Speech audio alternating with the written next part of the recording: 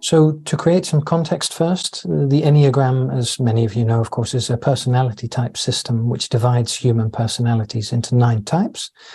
And each of these types relates to life in a different way, driven by specific desires and fears. And even though each of us possesses the ability to behave like any type, generally speaking, most of us behave like one particular type more often than we behave like the other types. And that's why the Enneagram can be a really useful tool to understand ourselves better and to relate to ourselves and others with greater compassion and wisdom. And so today, Namali and I are hosting a panel with people who primarily identify as Enneagram type 1s. And we can think of type 1s as people of strong moral principles who tend to be disciplined, reliable, and precise. And often type 1s are called either perfectionists or reformers because of their desire to improve themselves, others, and the world. And type 1s have a very clear personal vision, typically, of what an ideal world would be like. And they tend to use their vision of an ideal world as a standard to improve themselves, others, and the world. And of course, one of the advantages of striving towards an ideal world is that type 1s can be quite good at actually making things better. So for instance, by editing text, by making sure construction work is done correctly, or by advocating for positive social change, things like that. And of course, on the downside, one of the disadvantages of striving towards an ideal world is that type 1s can have difficulty accepting the current state of themselves, others, and the world. And as a result, type 1s regularly experience anger, typically in the form of frustration and irritation.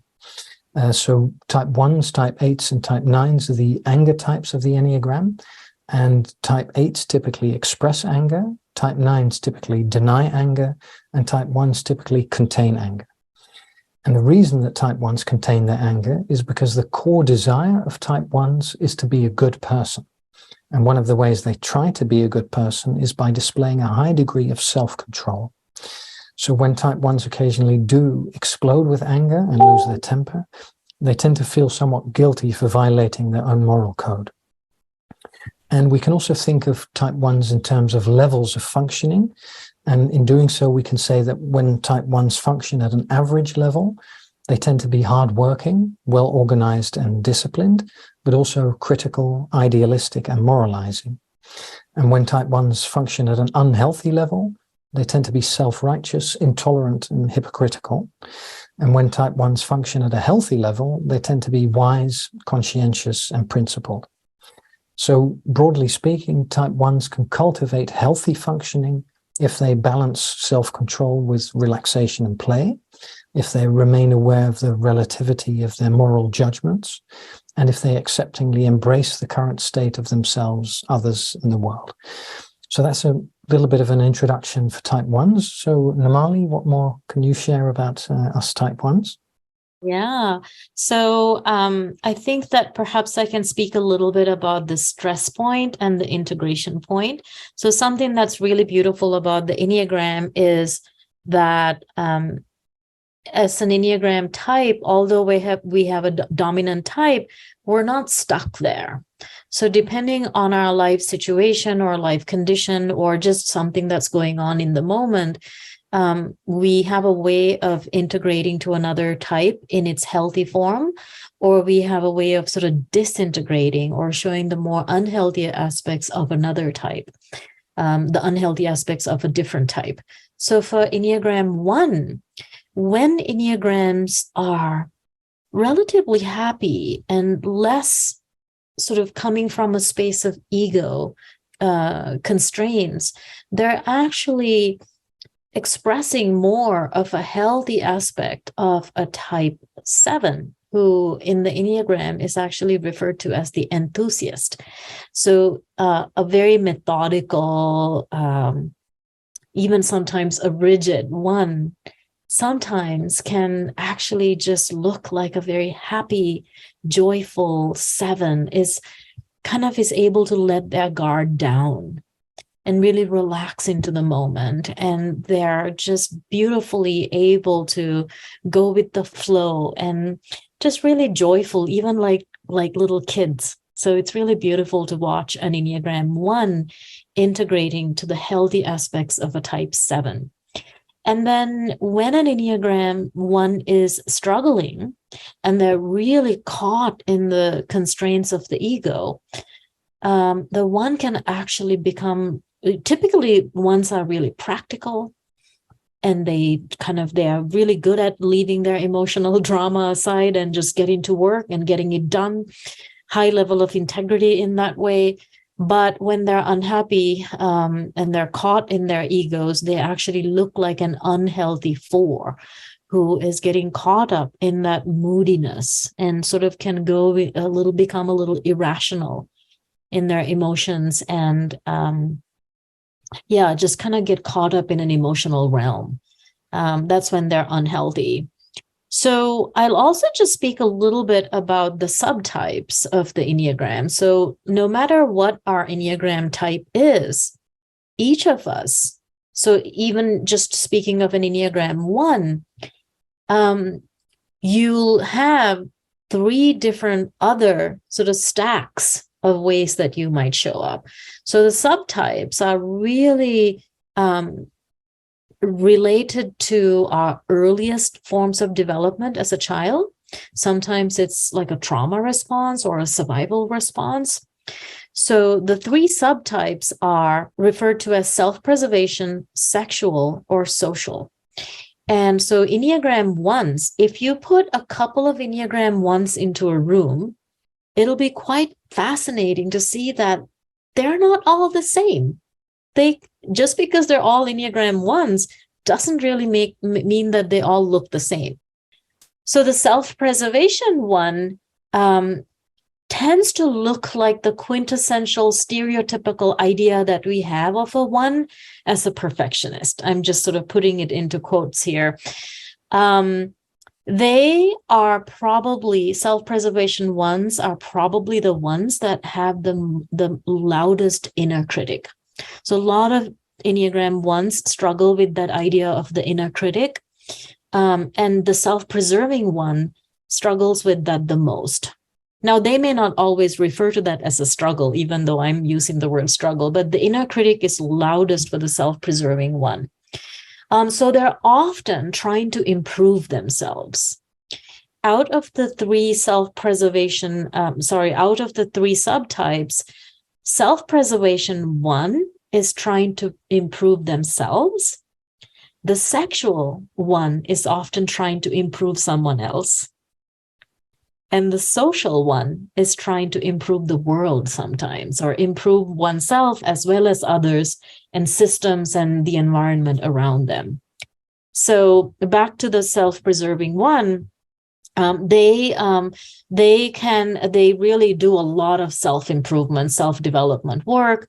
So some people would even say that as children, self-preserving 1s have had certain things happen as children where they've actually had to take charge of a situation where they felt really out of control. So the self-preserving 1 is the one who is most trying to keep themselves and the world around them under control. They feel like they have to be responsible. They have to be really responsible for their world. Otherwise, they literally feel like they can't survive. That's how they felt, especially as little people, children. Self-preservation 1s can sometimes be mistyped as 6s, as type 6s, because they worry the most and they can have a lot of anxiety. And the way that they relate to anger is common to all Enneagram 1s, but the way that self-preserving 1s relate to anger is that they are the ones who turn it inward and repress it the most. Social 1s, in some sense, look most like the reformer. They like to go out into their communities and environments to correct the wrongs that they see out there. So to some degree, while self-preservation 1s are trying to reform and perfect themselves, social 1s are trying to perfect society and systems around them. And they can turn out to look like teachers and preachers, and they feel like they have the perfect way of doing something. And so they'll go around teaching others, I know the right way to do this. You should do it the way that I do it. So sometimes if they're not healthy and they don't have a little bit of humility, social ones can kind of end up looking like I know it all. Their relationship to anger is that they actually go both ways. So they turn that anger towards themselves as well as the world outside of them. So it's kind of a cool anger. It's sort of repress anger halfway and also project it outwardly halfway.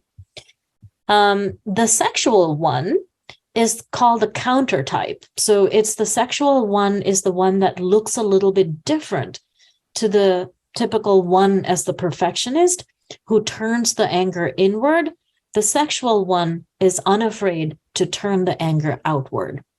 So in the way that the self-preserving one is trying to perfect themselves, the sexual one is trying to perfect someone else. Typically, you're wrong. And so they're the ones who might pull the red pen out and correct all the wrongs on their exam paper, or so they're really focusing on trying to correct the others, but they're really doing it with a lot of good intention because they really feel like you can do better. So I'm going to show you how you can do better. They'll kind of project their anger outward, which can make them look a little bit like an 8 sometimes. And they can be somewhat intense in how they relate to others. And they might be also like the crusader. They're the ones who might actually show up like a crusader, a lot of zeal.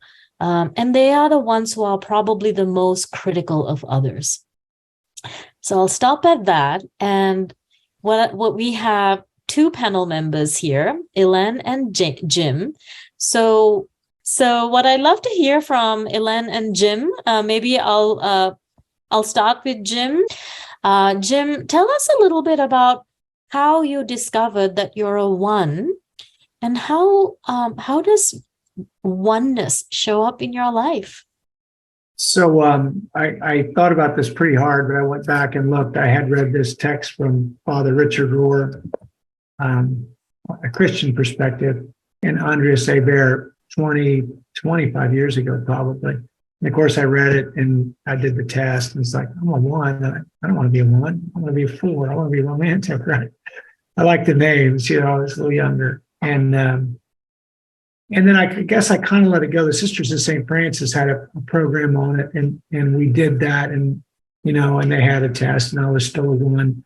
And I don't know, that might have been 10 or 12 years ago. But then in the ILP program, I was interested in your modules on the Enneagram, and so I was going to all of them.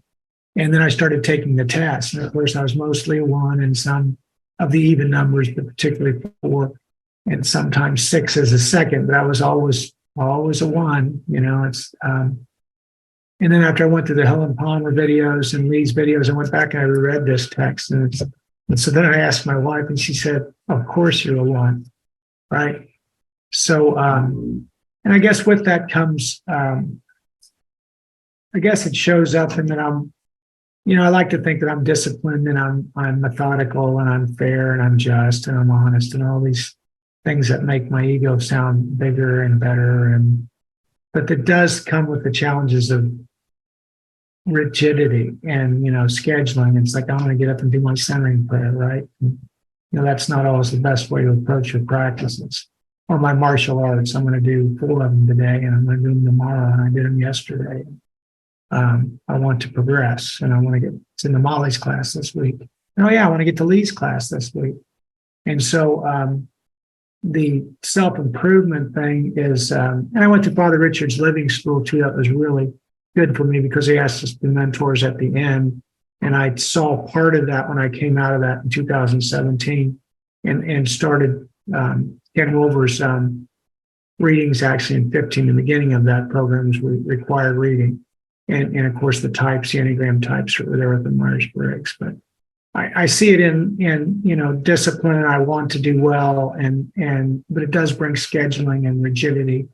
But so over the past 3 decades, I've revisited it and come back to it, and finally, I've come to the conclusion that the more of the classes I went to, I related to the ones, and they were telling my story. I don't speak for Lee or Elen, but I heard my oneness coming out in their stories. And it's like, I time and again, and it was the case. And I had, feelings of the same thing with fours and sometimes sixes, but it was interesting. The tests were, I must have taken at least 12 of them, and they were very similar, varying only by a percentage point or two. So I'm sorry, maybe I'm going on, but I think I answered your question. I hope so. Thank you.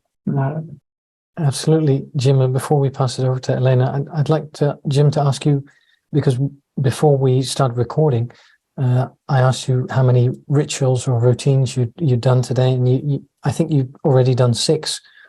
So I was quite impressed, and perhaps you'd just like to share with us all of the things that you've done today already in the arena of self-development. Well, you can bet I listened to the Enneagram videos that you sent me.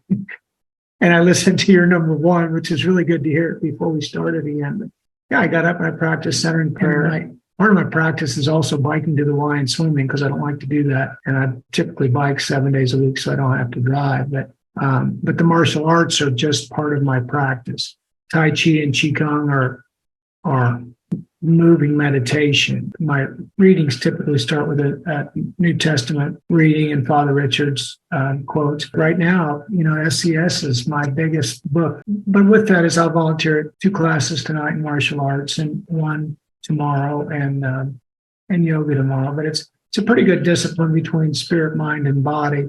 And yet my work is part-time, online. So I'm blessed and grateful to be able to do that, pretty much on a daily basis. So I hope that answered your question, Lee. It does, Jim. I just wanted to make it as concrete as possible for everyone to get an idea of how Enneagram Type 1s tend to relate to practice, and how they tend to cram a whole lot of practices into a day and do them regularly, and still have the feeling that they are perhaps not doing enough. So I just wanted to highlight that. So thanks. Yeah, thank you, Jim. So let's go to Elen. And certainly, Lee, you're a 1. So after Elen, maybe we can hear from you as well. And I must say, I keep really worrying that I'm not pronouncing your name accurately, Elen. So please correct me, and please say your name as well. My name is pronounced Elen, so I think you said it correctly.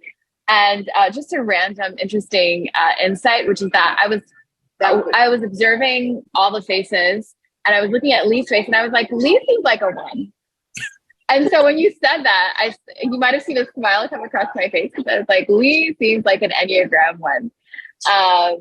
That is to say that we often are concerned with being appropriate, with being with managing ourselves in a manner that is socially acceptable. And I've had to do a lot of work on that aspect of my shadow, because for me, it has manifested somatically in rigidity in my body, right? Which causes a lot of different problems, especially in our fascia, when we have that sort of rigidity, when we're not able to relax. And so for me, I think that with every Enneagram style or type, there's shadow elements and there's light, right? And so there are many beautiful aspects of being an Enneagram 1. And then there are parts of it that are tricky and that can cause us and people around us to experience harm or discomfort. And so the story of me discovering that I was an Enneagram 1, I think that maybe years and years ago when I was a preteen, and the internet was relatively new. I remember looking at Googling, or maybe it was Yahoo it was probably Yahoo, looking at different personality tests, and probably coming across the Enneagram, but it wasn't until 2018, interestingly, the same week that I really started learning more about integral theory and spiral dynamics and similar developmental psychological frameworks, I met someone who within like 10 minutes of meeting me was like, you're an Enneagram 1. And I was like, what does that mean? He's like, oh, it's so obvious. It's so evident. And I was like, what? Like, could you share more? Like, what about my behavior, you know, makes it so evident that you were able to discern it within a matter of minutes? There are many things that point to that. And by the way, that retreat was at Elen in Big Sur, California, right? Which for most people on this call are probably already familiar with it, but that's like the birth of the human consciousness movement in the 60s and 70s. So I would say that, oh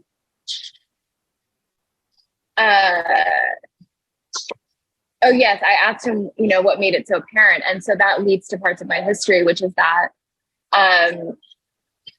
you know, very early on, I was concerned with issues of social justice and making the world a better place, and self-improvement. Absolutely. I went really deep into self-improvement around the same time that I started exploring Eastern spirituality. So that was like 11 or 12 years old. I was reading self-help books. I was like asking my mom to take me to the Arlington Public Library so I could read self-help books. So when I was listening to Nomali, like naming all the things that are characteristic of the Enneagram 1, I was like, oh my God, I am a stereotype. Like, oftentimes we like to think of ourselves as being unique.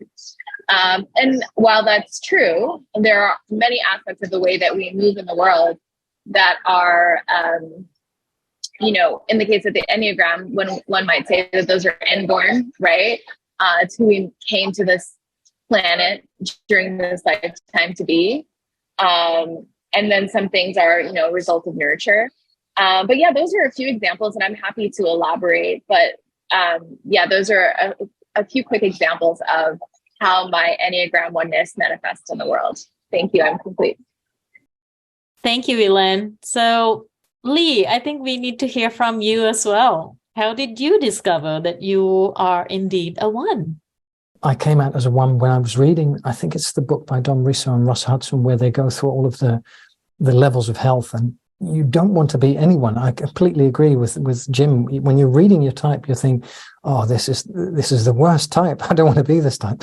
But then you read the others and, oh, they're just as bad. So it doesn't really matter which type you are. It's all both talents and shadow all the way down. So I sort of quickly realized that I was reading a lot of my life stories also through the descent into 4, the unhealthy aspects of the 4, the ascent into the healthier aspects of the 7. And it was like, and I know many people have had this experience, but it was like reading something that was about me personally, when apparently, of course, it was not about me personally. So, what Elen was just saying, that we can think of ourselves as unique, but each of us displays particular patterns of behavior and relating.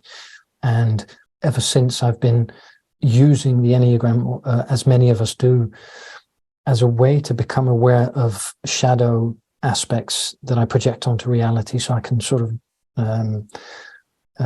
take them back. And a brief story about the judgment aspect of type 1s, because I was recently, a couple of weeks ago, I was out walking. And typically, because I live in Amsterdam in the Netherlands, and typically when you walk on a walking path over here, you keep to the right and other people keep to the right, so you pass each other.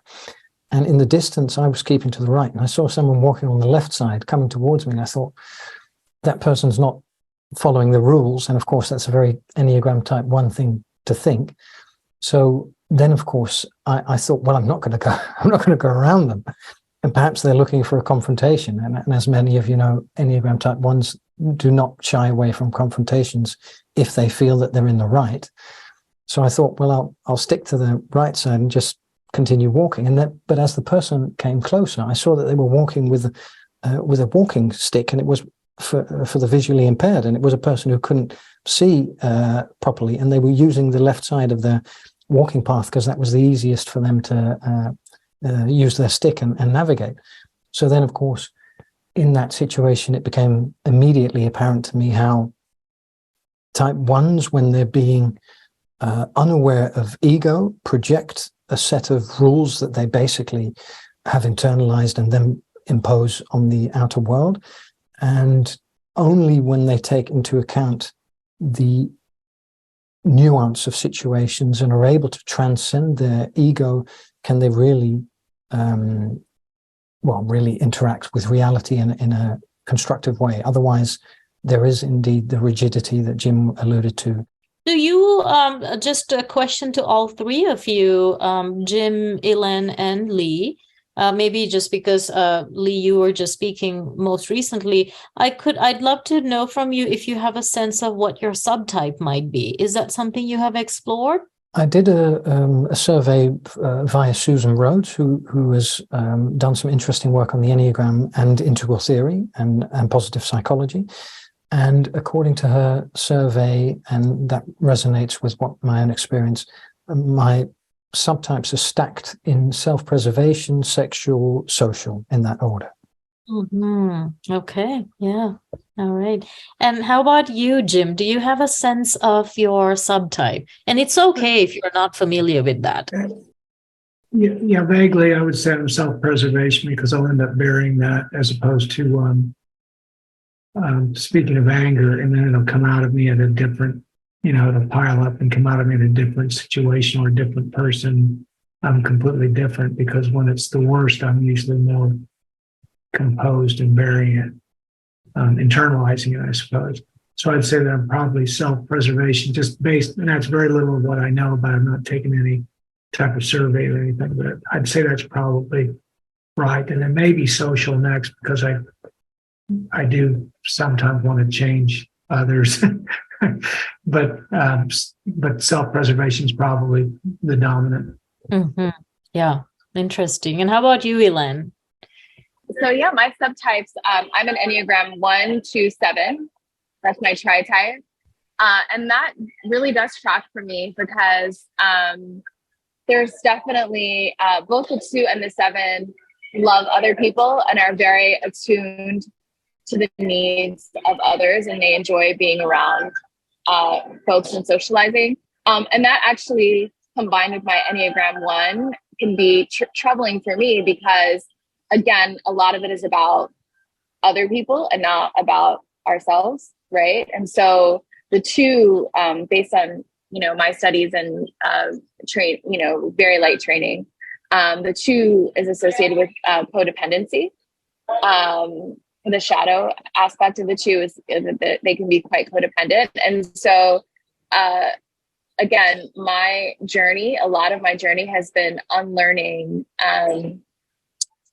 focusing more on what is happening in my experience, what I'm feeling, what I'm needing, versus what's true for others. What do others need? How are other people perceiving me? So, for instance, even on the way to, while I was getting ready for this panel, I really had that self-critic was like in my head, like, oh my God, you need to do your makeup, you need to curl your hair, and I was just like, be quiet, like, please leave me alone. Like, I'm just trying to walk to the cafe so I can speak on this panel and you won't leave me alone. So that's a bit about my tri-type.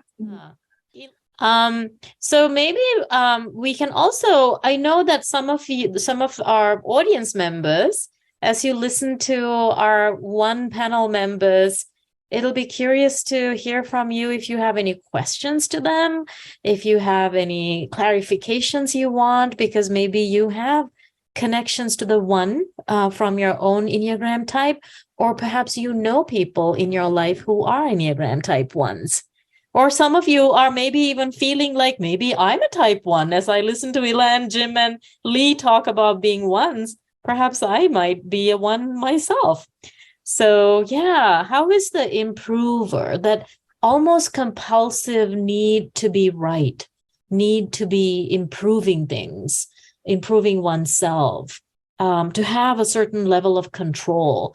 How is, and that sense of routine in one's life, the sense of discipline and practicality, integrity, rigidity, How's all that showing up as questions or comments for some of you? So as a 7, I'm sitting with realizing the first few times I did these classes, I just had this anxiousness, and it was my shadow saying, you need to be like him. You need to be better. You need to be disciplined. You need to have organization. And it was like, no, I don't need this. I don't want this. And so the projection just was magnified. And then I did a lot of when I get a trigger like that now, I do a lot of reflection. And so it was really good because I could sit with enjoying the control and the organization and the structure and know that it was going to be there for me and I didn't have to be on my own and putting it out for myself. So now I try to find more ones to be able to sit with the goodness of all you bring that I don't have. So thank you, ones, for helping me be a better 7. Nice. Oh, thanks. Thanks, Stephanie. Yes, at least for me, one of the blessings of studying personality type theories like the Enneagram has been to see that there are so many different ways of being and they all have their benefits, and we really are complementary to each other as human beings with different types. So, thanks. Mary has her hand up. Here you go, Mary. I have such compassion for ones because I know how that I sense how that feels with my son. But I had a couple of little stories from his early childhood that I think are very insightful on it. And one of them is when he was pre-verbal, and I'm pushing him in the stroller in the neighborhood, and we go past this house, and there was a basketball hoop, and the basketball hoop was broken and twisted. And he was pointing at it, he was going, because it bothered him that it was broken and that wasn't right. 2 other things are kind of like, they're pee stories. There was a rule, you had to take your shoes off to come into the house. And he had to go to the bathroom, and he was playing outside, and he was probably like 2 years old or just 2.5. I mean, barely potty trained in that. So he comes in the house and he's like jumping up and down. He's trying to get his shoes off, and he has to go so bad in the bathroom's just like 4 steps around the door to enter, but he had to get his shoes off before he came in. And the part about letting go and setting free and becoming a 7, I didn't realize that's where they go. I wasn't thinking about it, but we were tadpoling, and we're walking along on a stream bed, and the whole family, and Jay came over to me and he said, I have to go potty. And I said, you can go right here, because it was like out in nature where no one else is around anywhere. And I just saw the cogs, it's like, oh, this is okay. So he pulls his drawers down and he starts going, and then he starts twirling, and he's just going, and it's going around in the stream, and he's just the happiest person. So I connected with that when you told the story about, if you can let go. Wow. I mean, I just felt that joy. So anyway, that's my little story about, one of my stories about, 3 of my stories about my one. And I just have such compassion because I see how hard he is on himself. And if he's hard on any of us, I know it's at least, magnified of that to himself, in himself. So thank you. Yeah. So I know that some of the ways in which others of us who are not ones, we have ways in which we make judgments about ones, just like we make judgments about ourselves and every other type as well. I'd love to hear from Lee, Jim, and Elen about how would you like others to see you more? How would you encourage others to be more understanding and welcoming of the incredible gifts that you bring to the table. What would you like? How would you like us to respond to you? Maybe I'll start with you, Lee. Fine. Well, one of the things that was very transformative for me personally was I had a relationship, and the woman in question was a psychologist, and it was very interesting, and who also knows a lot about personality type theory. And one time she witnessed me being rigid about something, and she framed it in a way as a type 9, and as type 9s are very good at doing, in a very accepting and matter-of-fact way, in the sense she just concluded, oh, I see that you have a preference for control. And just by stating it like that and removing any sort of judgment or negativity, I was able to see that is precisely how that's precisely one of my preferences. And I've always thought of it, because I also play some musical instruments, and you want to have a particular level of control to be able to play the instrument well. Of course, you don't want to be too rigid about it, because then you can't produce music, but some level of control is very nice. And to be able to experience that without the judgment that I had internally about it myself, hearing it through different eyes, and then being able to release that judgment and just see, okay, apparently that's part of my vehicle as a personality type. That was very liberating for me. Beautiful. So what I'm hearing in some ways, Lee, is if there's any one type that has that loud inner critic, therefore judging themselves the most, it's the 1. So for the rest of us to judge them already on top of all the self-judgment that Enneagram 1s do is just not helping at all. So I think I really love hearing what you said, Lee, is we can try to find a non-judgmental way of reflecting back to you how you yourself can be less judgmental and kinder to yourself, maybe. Yes. And humor can also help in that respect, because type 1s do, at least many that I know, do tend to see the humor of how, well, strange and sometimes repressed and contained they can be. Yeah. Thank you. How about you, Jim? How would you like for the world to really support you and see you? Well, it's interesting, Molly. Once again, you and Lee have lit me up. I think about when I was working full-time as an engineer in construction, everything was a math problem.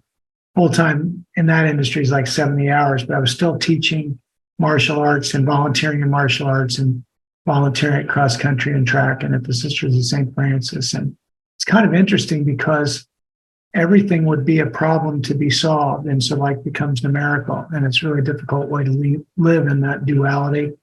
And yet you're as hard on yourself as anybody. And so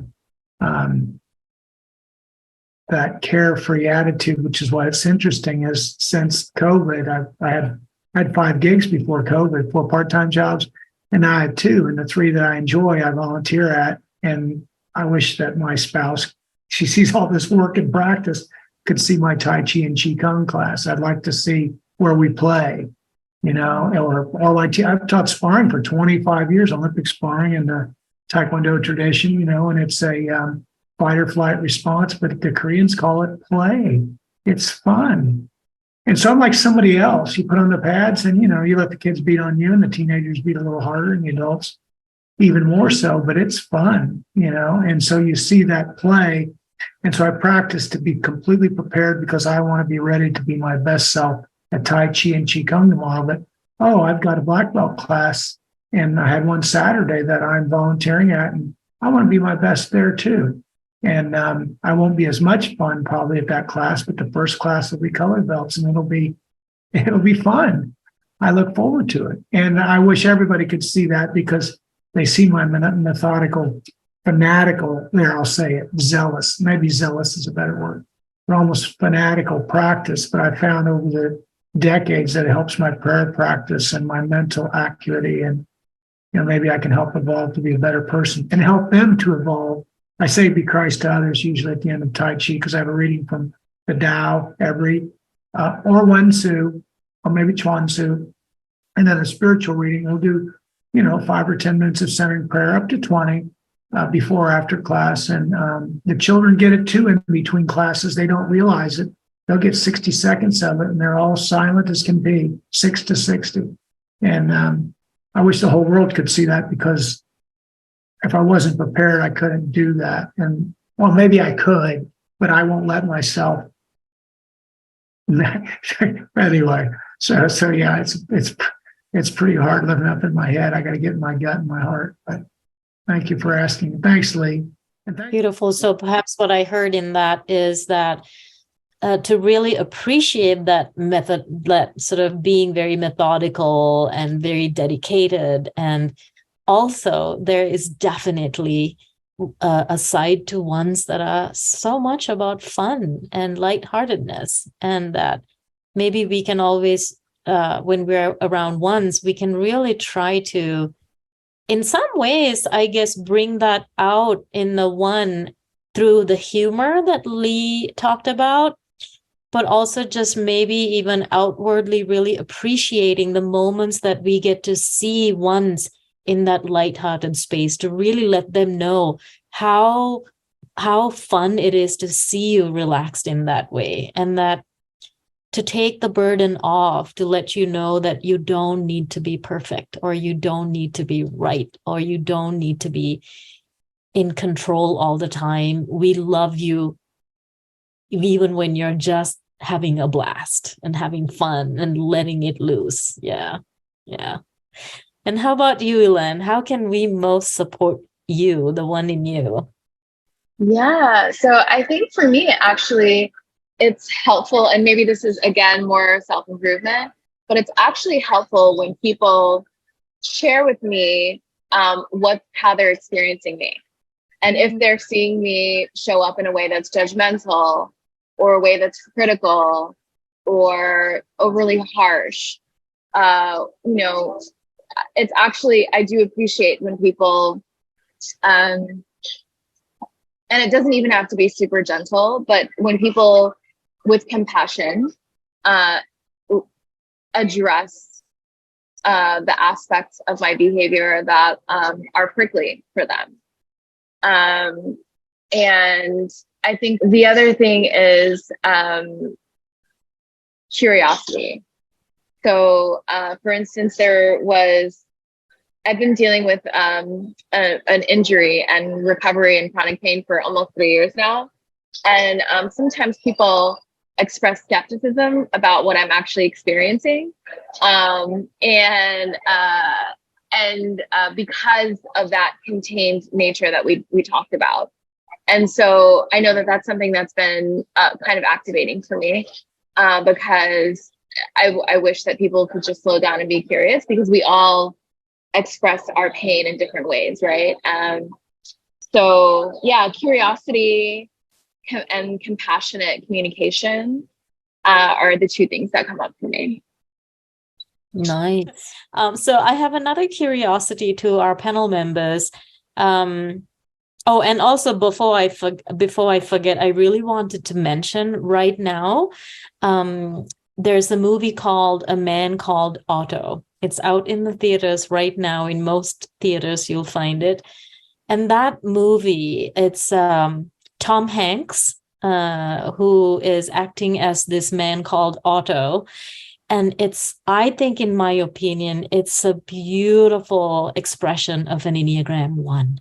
I mean, he plays the role of an Enneagram 1 just so perfectly. I think Tom Hanks himself is perhaps a 6, is I think what I've heard, or even maybe a 2, but he's really playing the role of a 1 in this movie just so beautifully. And to understand the gifts, the struggles, the joy and the pain of an Enneagram 1, I would really encourage everyone to see this movie, A Man Called Otto. My question is, and perhaps we might be able to even start winding down after that, so take your time, no need to rush. How how about sharing with us what each of you as an Enneagram 1 is right now working on? Like, what's an area that is what I like to call, in sort of coaching language, your edge development area? What you're working on that feels like a really helpful area where you feel like my oneness is maybe getting in the way, but I can also use my oneness to support becoming better in this domain, in this area. So what are you working on as a 1? I can go first. Absolutely softening, softening, softening, softening. Catching myself when I have a judgmental thought or story or critical thought about what other people should be doing. So I've worked a lot on not expressing that outwardly and not shoulding on people, but it's still happening internally. So, and in my opinion, that has to happen at the level of the soma, because I'm now very keenly aware of the ways in which that resistance to softening, that hardening, emotionally, psychologically, manifests in pain in my body. And again, how it impacts other people as well as myself. And so it's just, there's so much resistance, because it's like, no, what happens if I soften more? Everything is going to fall apart even more. That's the story that I'm working with and playing with and allowing myself to explore. That's my edge for sure. I love that, Elen. I'm wondering actually if you can give us an example of what you actually do in order to practice softening. Like, give us an example of what you might do as, okay, here's an opportunity for me to soften, and how do I do that? Well, one is what I mentioned earlier about catching the thoughts, because those harsh thoughts about the world, about people around me, and how they need to be different, they need to be better, they need to behave. So I think maybe there's an example. I called the doctor's office and I asked the assistant for a moment. I said, hey, I need a moment because I need to check my calendar and make sure that time works. And I think she heard me. The story I have is that she heard me. And then she said, what did you say? And I said, oh, I just need a second. I need to look at my calendar. And she hung up on me. I had a feeling, my intuition was like, she hung up because she didn't want to wait like 20 seconds for me to pull up my calendar. And so I called back. I called 3 times because I was a bit activated. And then she picked up on the 3rd try and she apologized. And she said, I hung up on you because I have a lot of calls and I couldn't wait. And I wanted to be like, well, what's wrong with you? That's so inappropriate. Complain to your manager. Like, that's the old, and instead I said, okay, it's fine. But so it was still happening though, thematically. So even though I wasn't acting out that judgment, that criticism, I noticed that for like maybe a few hours after, it was still kind of in my body. I was still feeling it. And so I think part of it is just getting curious. What is that about? Why am I so... Why is it such a big deal that this likely overworked receptionist, in a moment of frustration, just like hung up on me, right? And in what ways do I maybe do that? Is this maybe my own stuff? Like, are there times when I feel overwhelmed and activated and I behave in a dismissive manner towards people? And just like loving that part of me. And loving that part of her. Because again, I'm keenly aware that all those micro moments every day when I'm engaging in that behavior internally are actually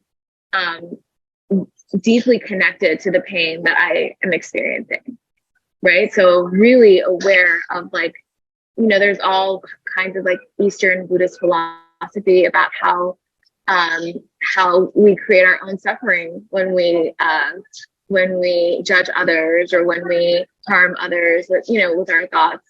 And now I'm realizing, oh no, that's literally true, because we are creating suffering somatically as well. It's not just in an abstract manner. So I hope that's helpful. Yeah. Thank you. Thank you so much for sharing that personal story, Len. Yeah. So how about you, Lee? What are you working on? It's nice that you framed it in the sense of using both the talents and acknowledging the pitfalls of your type. Because I recently created an overview of all of the goals I have for 2023. And I think there might be about 200 goals, something like that. And as an Enneagram 1, I've already completed a significant number of them. And one of the things that has been useful is to also use that ability to schedule and to take action to make sure that I devote enough time to relaxation and play and social interactions and things like that. So that's also all in the schedule that I've created as a mega spreadsheet with all sorts of goals and ways to assess whether I'm achieving the goals and to steer my behavior if not. But to make time and to use my ability to organize, to allot time to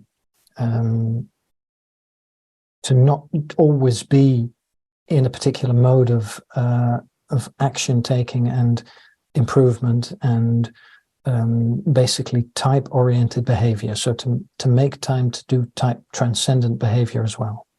Mm-hmm. Beautiful. Yeah. Thank you, Lee. And you, Jim, how about you? What are you working on? I have these blind spots. My strengths lead me to a lot of physical exercise. It might be spirit, mind, and body, and it might be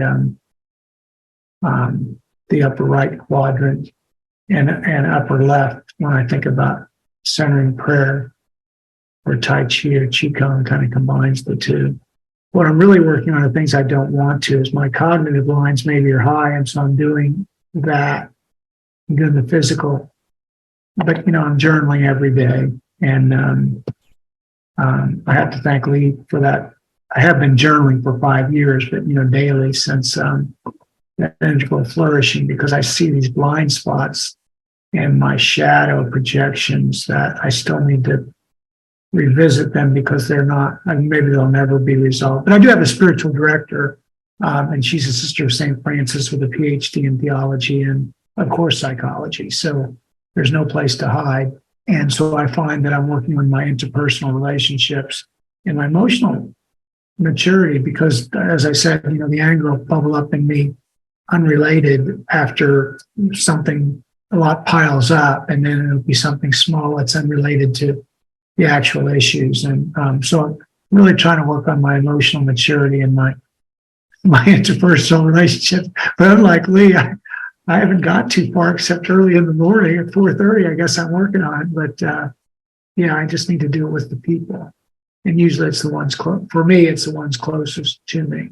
And then also, I think everybody here knows my mother passed away last year. And so some shadow work that just keeps popping up because of our the estate, and we're going to keep the small farm. It's only 80 acres, but working very closely with them makes it very palpable, because it becomes just pages in my journal on my shadow and projection work when I have these unresolved issues with siblings.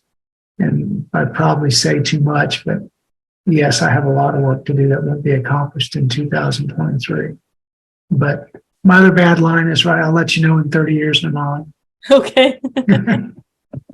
All right. Well, maybe we can close with this one last question that I'm also curious about for all of our Enneagram ones. And maybe I'll start with Elen. Elen, what do you love about being a 1? I love our impulse to make the world a more beautiful place. I think we're deeply needed, and I think it's a wonderful trait, wonderful characteristic, whether that's making a space like decorating a space in such a manner that it's aesthetically pleasing and welcoming, or whether that's cooking a meal. So for instance, last night I cooked a meal for my sister and her children, and I poured a lot of love into that.